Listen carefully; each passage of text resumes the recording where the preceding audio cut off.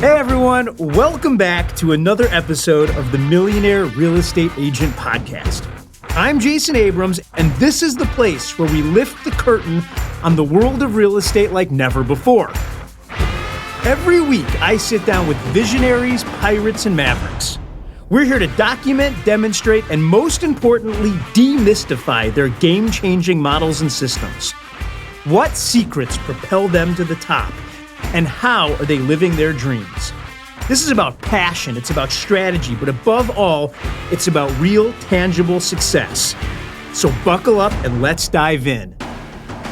This is the Millionaire Real Estate Agent Podcast.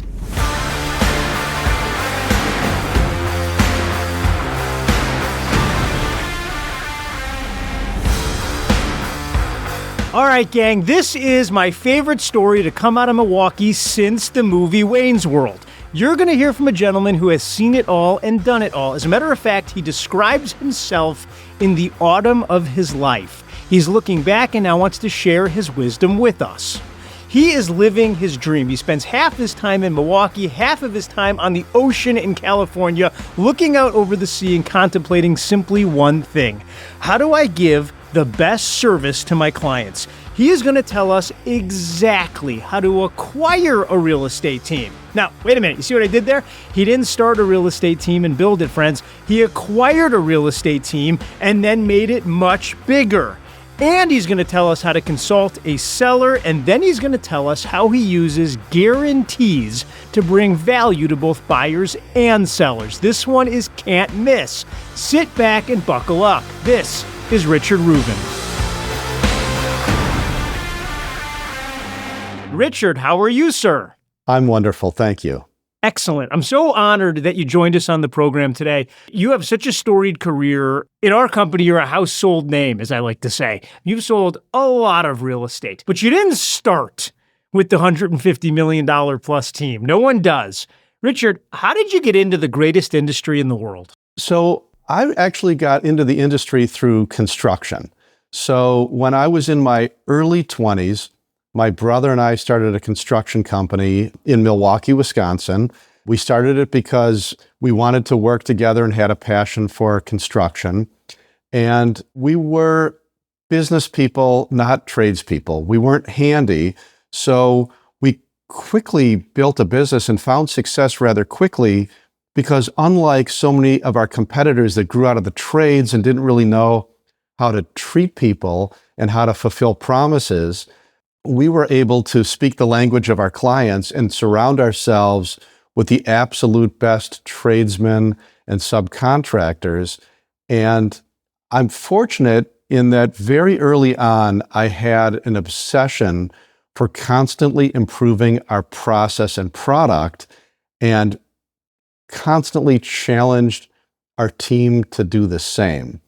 And I have a story I can share about exactly how that went. Every year, continued to grow and get these wonderful projects. And at some point, and again, I was still in my mid to late 20s at this point, we started to plateau. And, we would go into the year and we'd say, this coming year, we're going to build more homes or we're going to do more dollar volume. And we would have a great year and get these great projects, but we weren't growing. So I felt I had to do something kind of desperate. So I pulled my team together. Now, mind you, this is before the internet, so this is a different era. This is back in the 80s. I pulled my team together, and everybody was feeling the success we were having. And I said, look, guys, I'm going to create a challenge for everybody in here. And I had probably 24 people that were the breadwinners of their families. And I said, the beautiful navy blue trucks with the white lettering with our name on it, those are now going to be black trucks with black lettering. And one of my people said, oh my God, you're not going to be able to see that unless you're 2 feet away. And I said, exactly. Not only that, we're going to take our name out of the phone book. And this was back when the phone book was the only way to find people. They must have thought you were nuts. Panic.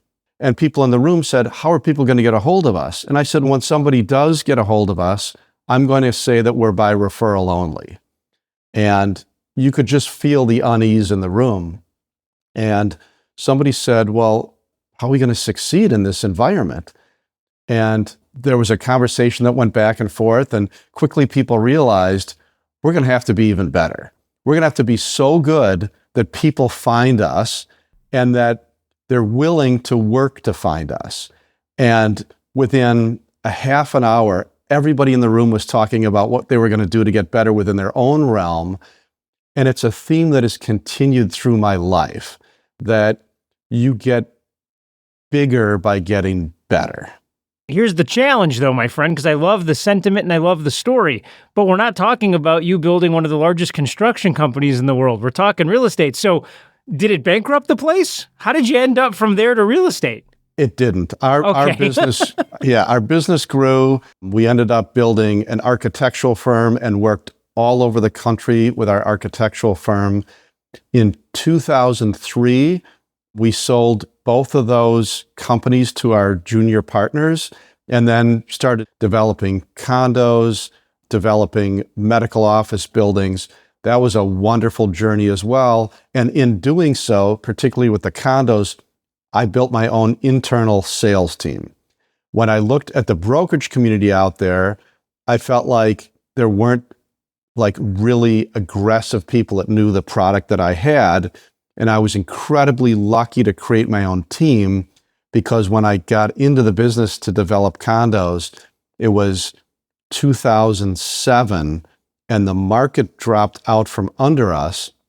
And because I had a dedicated team, I was able to do things that other people wouldn't. I had to become really innovative because I had hundreds and hundreds of condos to sell in an environment where the stock market was going down 500 a day, unemployment numbers were going through the roof, and nobody was buying condos. So I had to create a narrative and get people in the door to tell them my story. How'd you do that? Well, what I really did was I was honest with people. I said, look, if I had the courage to come in here and buy 100 condos because I believe in them, you can buy one. And what I'm going to do for you is I'm going to be your partner in this, like figuratively. So if you buy this condo at any time in the next 5 years, if you go to sell this condo and it sells for less, I will cover the difference.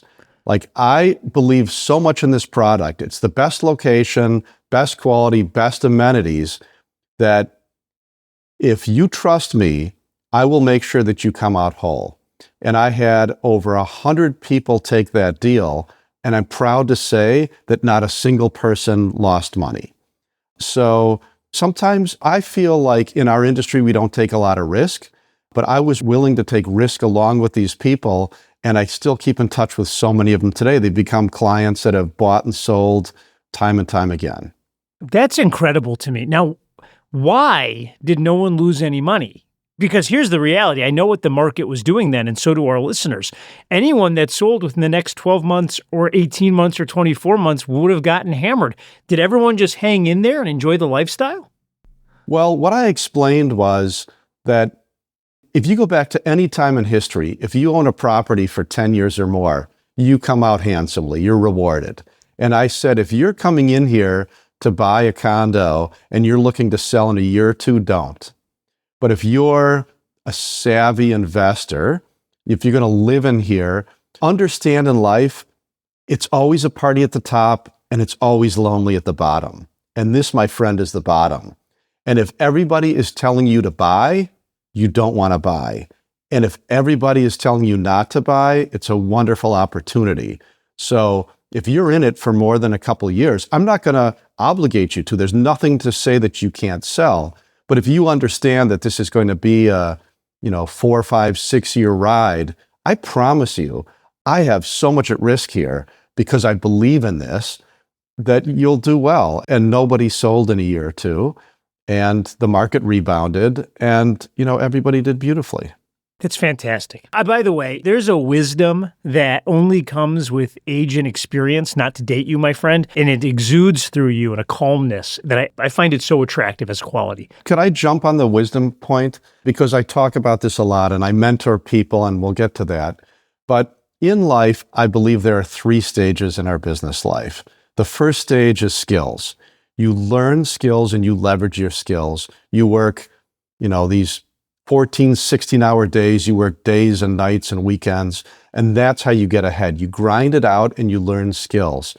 At some point, you just can't work those hours anymore. You get married, you have kids, and you realize that you never get that time back. You basically transition from skills to knowledge, and you leverage your knowledge and you teach other people the skills that it takes. And you learn that through your knowledge, success is found in the success of others. And then at some point, when you have lots of gray hair, if you're really dedicated to it, the next transition is from knowledge to wisdom. And that's where I try to live my life. It's very profound. So that project works and you sell those units, and that becomes the nucleus for your residential real estate business. Yes. So what ended up happening is we sold all of the condos that we had. Everybody won. By that point, I'm too young to retire. My wife would say to me, "So Rick, what are you doing today?" And I would say, "Well, I'm going to go to the bank. I'm going to go to the dry cleaner." And she said, "Dude, you're too young. You're too young for that." I loved the sales component of our development. So I looked across the horizon. For me, I wasn't interested in buying or building a brokerage, but I loved teams. I've always had great teams, whether it was construction, architecture, development, and I felt that there was room to create a great team in our market. But rather than starting at home plate, I felt like it made more sense for me to buy a team. And then I said to myself, if I could buy any team, what team would I want to buy? And there's this iconic broker, Katie Falk, that had 30 years of success in the business, household name. And, she was in the autumn of her career. And I approached her and ended up buying her business and building a team from there. Ultimately, that's what I'd like to talk about, which is how do you acquire a business and then force that business to be successful and actually grow? Because as we sit here today, your team, the team you acquired and then grew, does over $150 million worth of volume year in and year out. But here's what's fascinating. What percentage of that ballpark is from repeat and referral customers? Jason, you're not going to believe me if I tell you. My audience, my friend, they believe anything we say because they know that we verify it all. I know the number. Now tell them what it is. It's typically 95%. It's been as low as 93 and as high as 97. That's the number, friends. And so, this part of the show. We are about to get into a model. We're talking about how you can acquire a team and then grow that business and maintain 93 to 95% referral based. So you don't have to take the notes. I'm taking the notes. I got the pen in hand. If you're bombing down the freeway at 100 miles an hour in the Range Rover, you do you. If you don't get the notes, which come out every Thursday, I need you to go to MREAnotes.com and sign up. That's MREAnotes.com. Richard, tell me exactly how to acquire a business and then grow it and make it almost 100% referral base. Where do I begin? So we'll go back to 2015, and I bought Katie's team. She was doing about $30 million a year in sales. And let me start with what I wanted, because I felt like what I wanted out of this industry, and I was an outsider coming in, is what other people wanted. Number one, I wanted a business and not a job. I wanted to build a team with truly the best and brightest people, because my prior teams in different industries had that. I wanted systems and procedures rather than people having to provide heroic effort, because you burn people out with that. I wanted to work with high-end clients, but clients that would listen to me and pay me what I was worth. I didn't want to work night and weekends, and my goal was to make $1 million a year. And I felt like I'm not the only one in the industry that wanted to do that. So at the time in 2015, and I mean this in a complimentary way, but Katie's team, when I walked in the door, Katie was, I'm going to use a sports analogy, Katie was a golfer and she had a couple of caddies around her. Katie was the star and people around her scrambled to fulfill the promises and to, execute at a high level, which they did, but that's not scalable. What I wanted was a volleyball team. I wanted to be able to set the ball and let other people spike it. I've always understood that my success is found through the success of others. I'm here for my team. My team is not here for me. So the first thing I did, Jason, was create an org chart. And I looked at, this is what I want our team to look like in 3 to 5 years. So I had, none of these really existed, but I had listing coordinator and contract to close people and a customer service person. And the things I'm talking about are all admin. I kind of marched to my own beat. I went about building an admin team first. So I was luckily well capitalized from past success, and we built out the people that would serve our clients first, even though at the time, Katie and I didn't need an admin team that robust. But I knew the service my clients wanted, I knew the life I wanted, and we built out this great kind of skeleton team and then started hiring agents.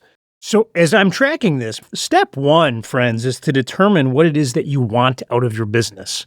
And both Richard and Gary, and by the way, when we say Gary, we're talking about Gary Keller, together with Dave Jenks, may he rest in peace, and Jay Papasan, they wrote the book, The Millionaire Real Estate Agent, which is the namesake for this show. And Gary always says that you have to begin with the end in mind. That failure to get what you want comes from not knowing what it is that you want, and then probably not taking the right actions to get it. Think of it like goal setting to the now. So number one, figure out what you want. Number two, you created this org chart that could fulfill the promise that you wanted to make to the customer.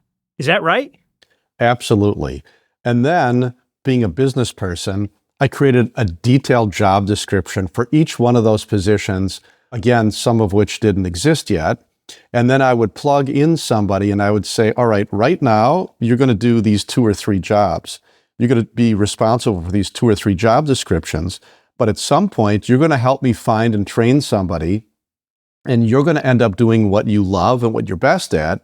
And we're going to hire somebody to fill the position that you're ready to hand to somebody else. So we refined the job descriptions, we refined the roles, and we hired the people. Well, I got to ask, though, because if I'm sitting out there and I'm bombing down the freeway and I'm thinking, I don't really know what positions I need in order to fulfill the promise. And number two, I don't really know what the exact job description would be. Richard, how did you go about figuring all this out? Was it all in your head? Did you go find a mentor, a coach, a book? How did you decide? Part of it is I had the luxury of building other businesses, 2 other businesses, but it always comes down to what does the client need and how do you fulfill that? It's all always client-centric. So what is every aspect of what they need? For instance, to jump ahead right now, we have almost a 300-point process from the minute the phone rings to the minute the property closes. And we're going through a company audit right now of every single one of those steps. And what we're doing is we're saying, what is the client feeling at every point? What is their emotion? Are they confused? Are they frustrated? Are they angry? Are they excited? And we're trying to adjust our systems and procedures to meet what our clients are feeling. Okay, so I determined what I want out of the business. I created the org chart. I wrote the job description. I assigned it to people. What do you do next? Yes, so then and only then we started bringing in experienced agents. I don't believe in hiring people that don't know anything about the business. I did that in prior businesses. In prior businesses, I hired winners and I taught them everything I knew, but my organizations were only as smart as I was. I said, this time around, I have the luxury of learning from my past experiences, and I'm going to bring in people that are already successful, and I'm going to put an infrastructure around them that doesn't exist anywhere else in my market. So we started hiring some agents, really capable people that I would want to hire to sell my house.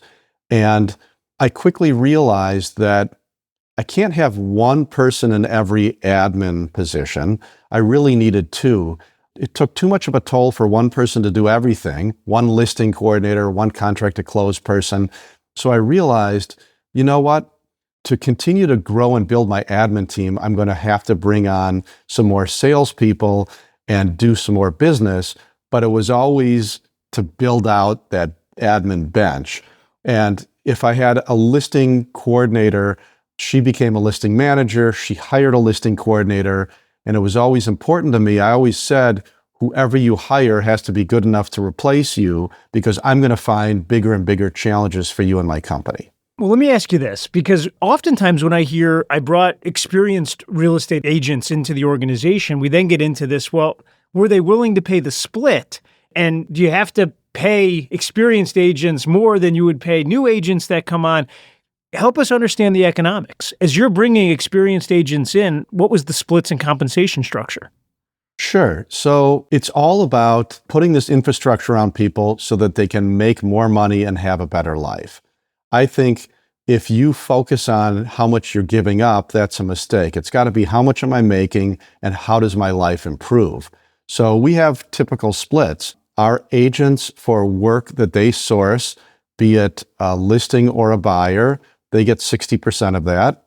And if it's a partner-generated buyer, they get a 50% split. And then the partner-generated listings, obviously the team handles. Let me ask you this. Thank you for that, by the way.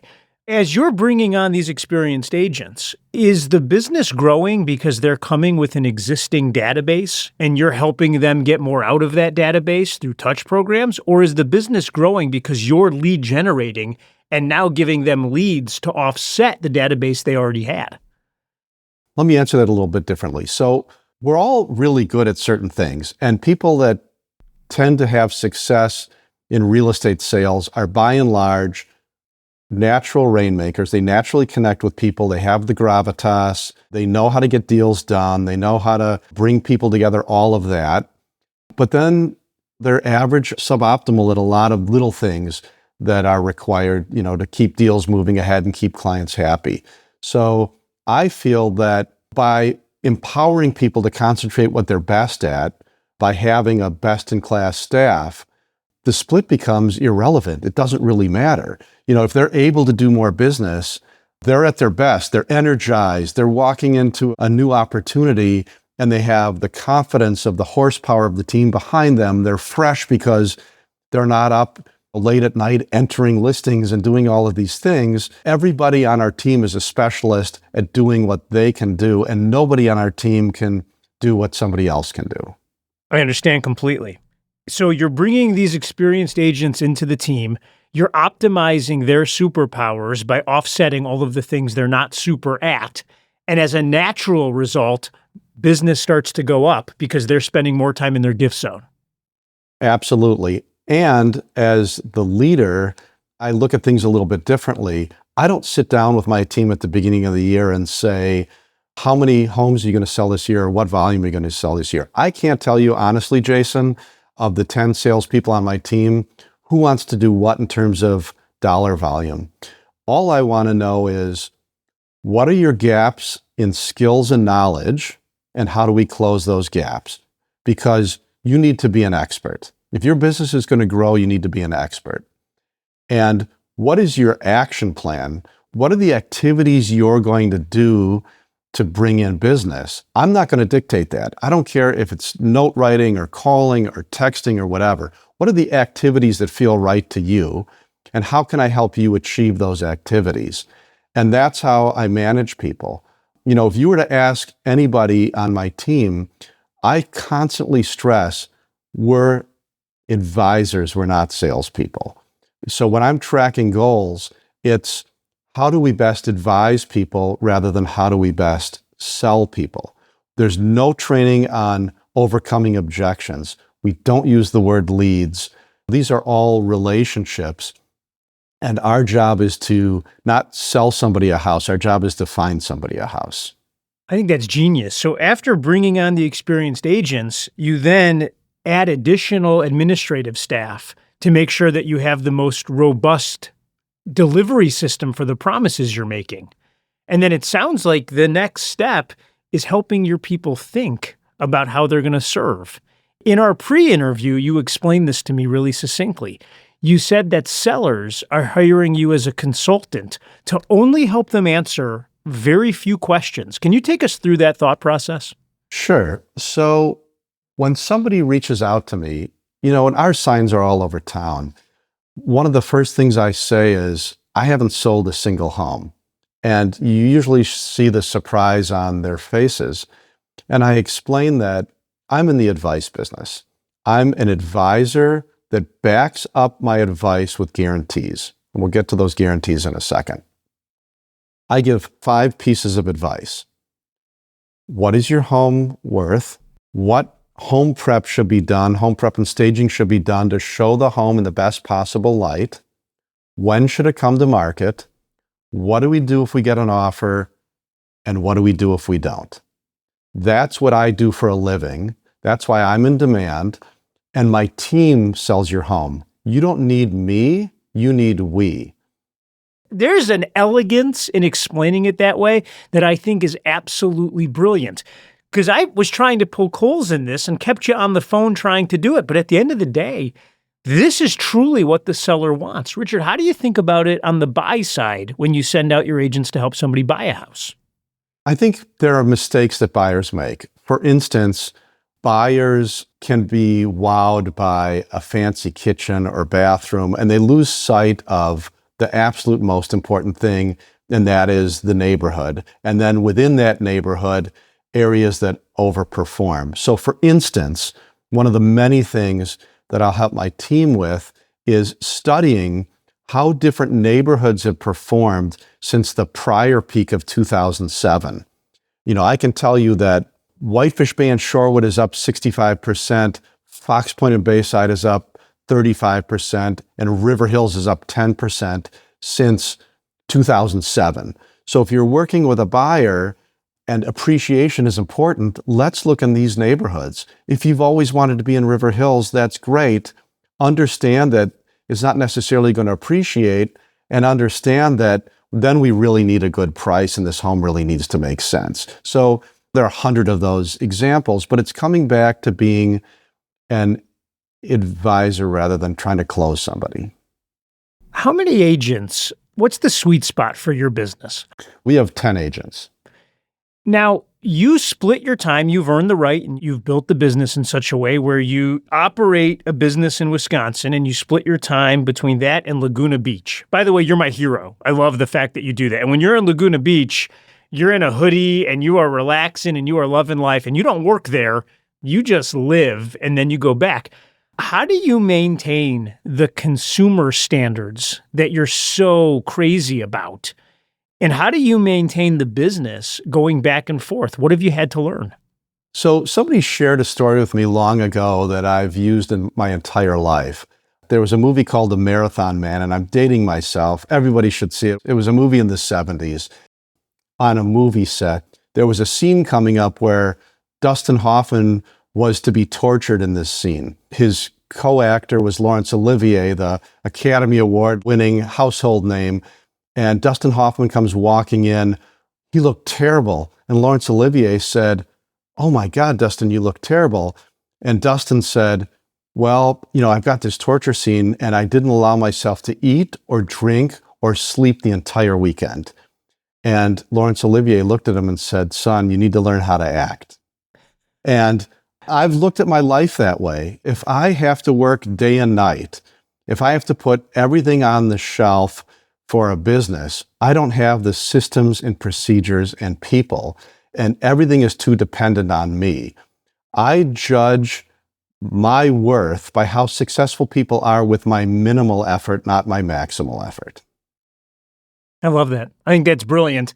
And the story is brilliant. I'm going to ask you to get a little more transactional with me. Sure. When you wake up in the morning and you're 2,600 miles away from your business, what are the activities that you're taking? Is there a cadence of check-in phone calls? Are there certain reports they're sending you?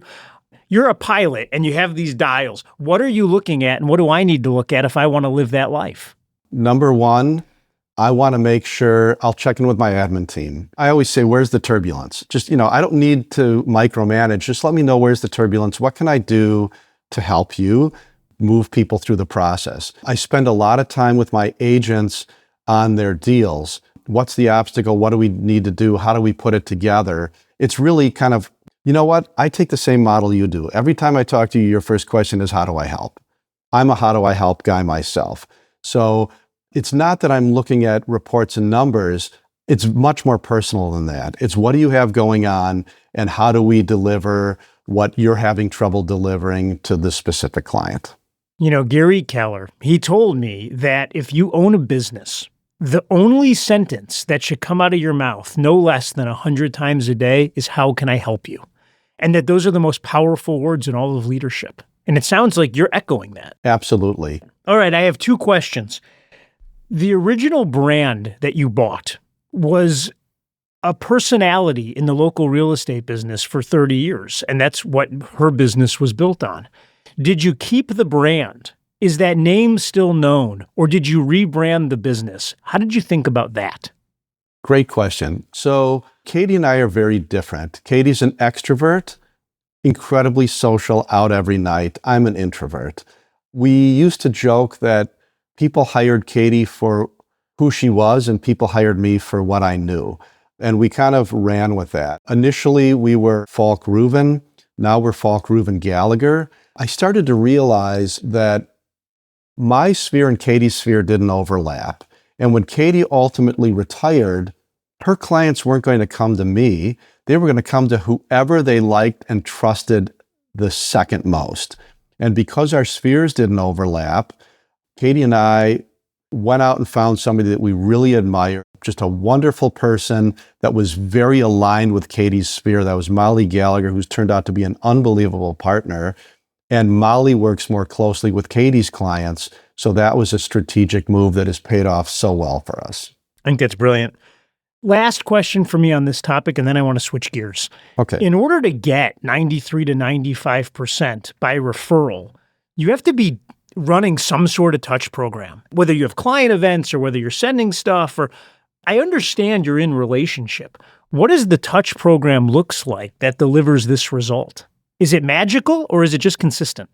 It's all how can we help based value add. So we have a newsletter that goes out to everybody that has real content. You know, we make our own newsletter. It's video heavy. We're talking about topics that matter.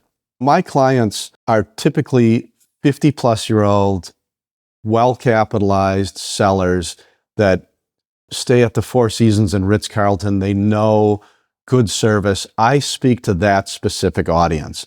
I always feel like if you speak to everybody, you speak to nobody. So we cultivate these relationships. I impress upon my team, find an audience to speak to. So we each speak to our specific audiences, adding value through our newsletter. We're firm believers in these really great market updates. So everybody gets a monthly update on what's going on in your neighborhood, what's your home worth, what are interest rates at. We regularly touch our people. Hey, do you need any contractor recommendations?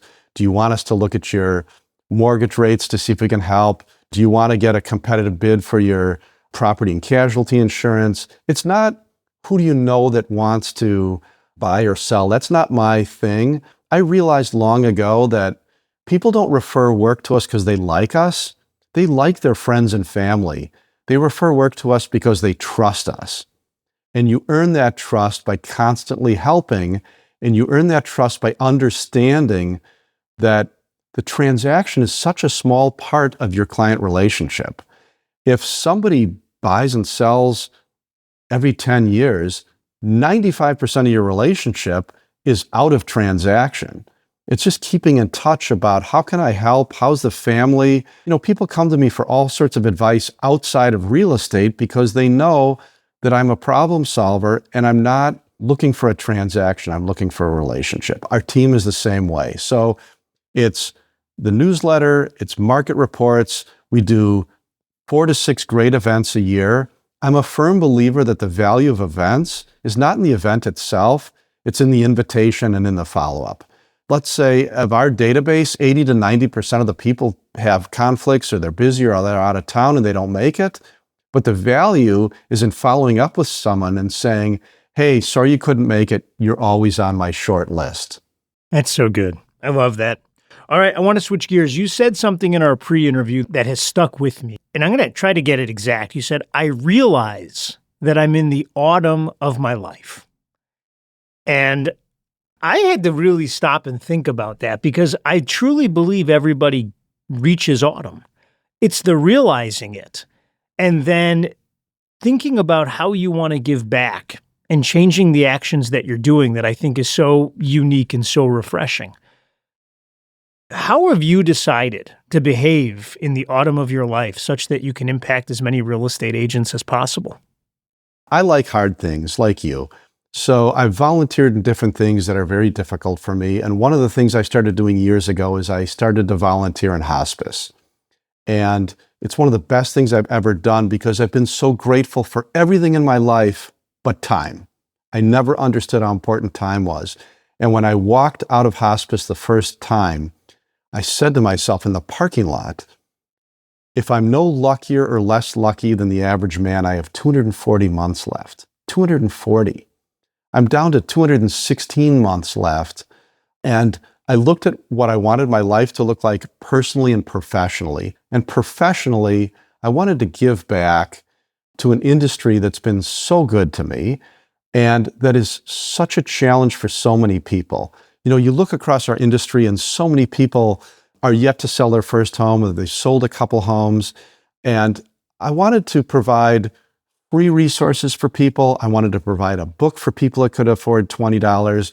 And I wanted to put myself out there one-on-one for people to say, look, if you want to be a salesperson, it's easy up front, but it's a hard life. And if you want to be an advisor, it's hard up front, but it's an easy life. And if you want that, I'll show you for free, I'll show you for $20, or I'll work with you one-on-one to help you create the life that I did.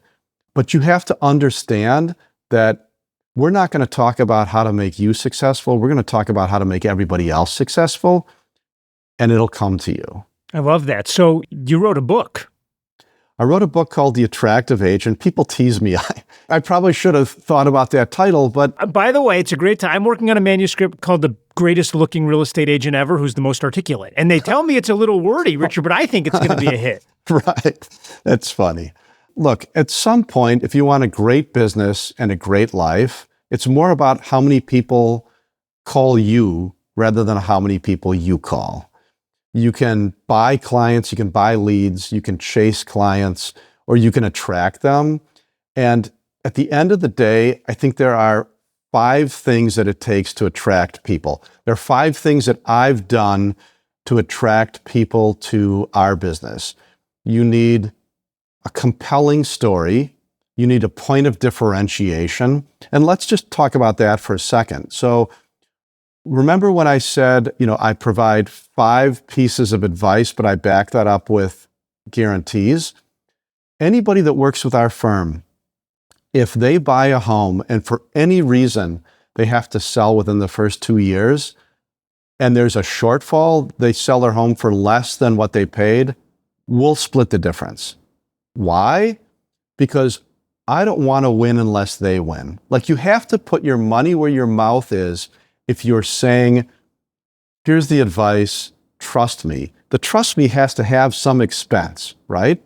The other thing I do is I say, look, if you work with me and you follow everything I tell you to do, and the home doesn't sell for what I say it's going to sell for, and that's not the list price. There's a spread between the list and what I think it's going to sell for. If it doesn't sell for that, I'll adjust my commission as well. Did you hear it, friends? He has 2 guarantees, one for buyers and one for sellers. The buyer satisfaction guarantee works like this. He says that if you purchase a home from him or anybody on his team and need to move or want to move for any reason at all within 2 years, and there's a shortfall, Richard will split the shortfall with you. You heard it right, friends. That's the guarantee. He wants you to be happy, and he guarantees he'll work with you if you aren't. He will split the shortfall with you. Now, I said, Richard, look, it's kind of scary. Have you ever had to do it? And he said, you know what? I've had to do it a couple of times, and I love when it happens. I said, what do you mean you love when it happens? And he says, I love when it happens because I get to demonstrate that the guarantee is real, and the people that we demonstrate it for become our raving fans. The second one, friends, is the seller performance pledge. The way that Richard describes it is if you do business with him and you follow, number one, his pricing guidelines. Number two, his staging guidelines. Number three, his make ready for sale and come to market at the right time guidelines. And then, for whatever reason, you should get an offer that you don't like. And here's what I mean by that. He guarantees and agrees on a price with the seller. It's always a little less than the sales price, the asking price, but they agree on what the floor is going to be. And if you should end up selling your home for lower than that floor, he then reduces his commission in half. Now, friends, all commissions are negotiable. What you're seeing here is Richard using his in a guarantee to provide an incredible amount of confidence in any seller that he talks to. I've not had to adjust my commission because when people listen to me, they will succeed. And we have been delighted to write a couple of checks for people that have had tough situations, that have had to move. We make up some of the difference. And oh my God, like when you're in a situation where you have to move, for us to be able to write a check, it is the best advertising we could ever have. So going back to what I was talking about, you need the genuine, compelling story, a point of differentiation, an ironclad delivery model, and you have to earn and retain trust. And that retaining trust is the 9 years between transactions. Look, I'm hooked. And I have the book, by the way. Spoiler alert, audience. I read it. It's good. Richard, where can they get the book? You can find the book on Amazon, Attractive Agent. If you want some free resources, I have 4 or 5 courses and I add every month to attractiveagent.com. And understand, I'm a mentor, not a coach. A coach is tactical. Coaches are incredibly important, but a coach is going to talk about, how many people have you called? How many doors have you knocked? I'm strategic. What I want to help you with is, who are you? How are you different? And why should anybody care? That's what I've been able to define in my business. That's what I've been able to help my team define. And I'm trying through a variety of means to provide people with the tools to figure that out for themselves. Friends, at this point in the show, I invite everybody to Epikuros' garden and we ponder the questions of life and the meaning of it all. But I got to tell you, Richard, I feel like I've been sitting in the garden with you this entire show. The way that you think about the industry, the way that you think about caring about people, the way that you think about honoring promises, the way that you think about sharing risk, your life feels like a masterclass in partnership to me. And I truly feel like you believe you're in partnership with every person in your database and every person in your company and every person you meet. Do I get that right? I like to think so. That's what I aim for. For me, I don't have goals, I have intentions. Intentions are who you want to be, not what you want to accomplish. That's how I live my life. And I'm blessed to find motivated people that I can help optimize. It's perfect. Richard, thank you, by the way. Thank you for the book because I think it's fantastic. Friends, it's getting 2 thumbs up on my scale. So if you believe anything I say, give this one a look. Thank you for everything you're doing for the industry, and thank you for joining us today, sir. Thank you. I could listen to him all day. You didn't get to see what I was looking at, but I'm telling you, this dude's got like the perfect amount of scruff on his face, right? And he's wearing a hoodie, and he's in this incredible house that overlooks this ocean, and he's here with us pontificating and looking back on this storied career while still being in the middle of it. The thing that I love about him, there's not only a calmness in his voice, but there's a peace.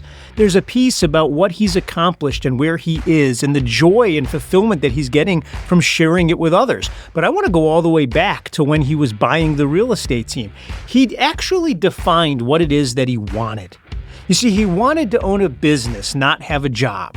He wanted to work with the best people that he could find. He wanted a company that was built on systems and procedures. He wanted a high-end clientele, and he didn't want to work nights, and he didn't want to work weekends. Now, if I told you all that, you would say, but Jason, that's the opposite of the real estate business. Friends, it isn't. That's actually what the real estate business became for Richard. And do you know why? Because he was unwilling to accept anything other than that. You see, Richard looked up and realized that he was the architect for his life, not just a passenger on the ocean of it. And I think that that's his real superpower.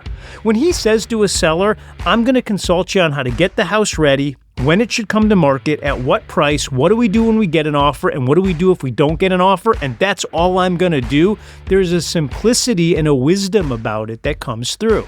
And I think one of the reasons it is as simple as it is because he's a relatively simple guy.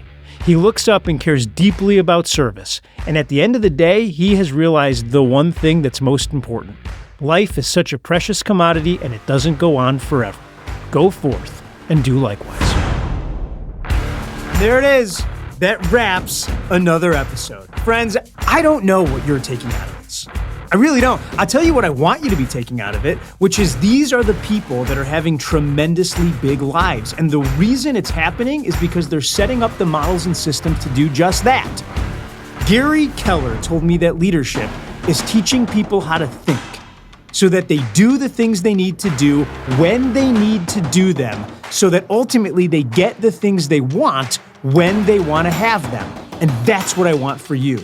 You're all leaders, but it begins with leading ourselves. If you're enjoying this podcast, I want you to click the subscribe button anywhere that you get your podcasts. We want to be the voice in your head every single week, and every week we're dropping new content. We also send out a newsletter at the conclusion of every show to make sure that you get the highest points and the models and systems that were discussed. So if you want to sign up, I need your name and your email address. Head over to the millionaireagentpodcast.com. millionaireagentpodcast.com. Enter your name and your email address, and every week that newsletter will be in your box. Friends, you just went on a journey. I hope that what happens between now and the next time we meet is absolutely wonderful for you. Thanks for listening. I'll see you next week. This podcast is for general informational purposes only. The views, thoughts, and opinions of the guest represent those of the guest and not KWRI and its affiliates, and should not be construed as financial, economic, legal, tax, or other advice. This podcast is provided without any warranty or guarantee of its accuracy, completeness, timeliness, or results from using the information. Warning. You must comply with the TCPA and any other federal, state, or local laws, including for B2B calls and texts. Never call or text a number on any do not call list, and do not use an auto dialer or artificial voice or pre-recorded messages without proper consent. Contact your attorney to ensure your compliance.